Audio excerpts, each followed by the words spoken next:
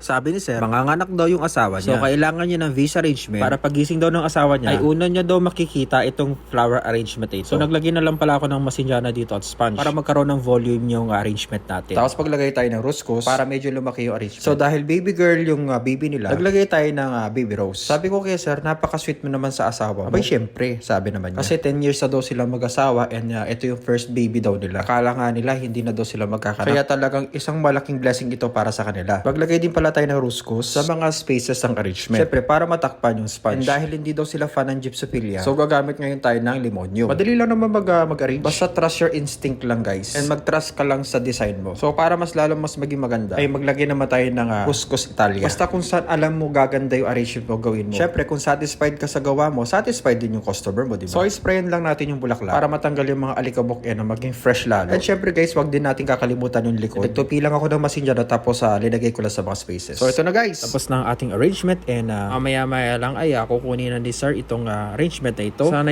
magustuhan ito ni Madam para gumawa ulit sila. Basta yun na yun. Okay?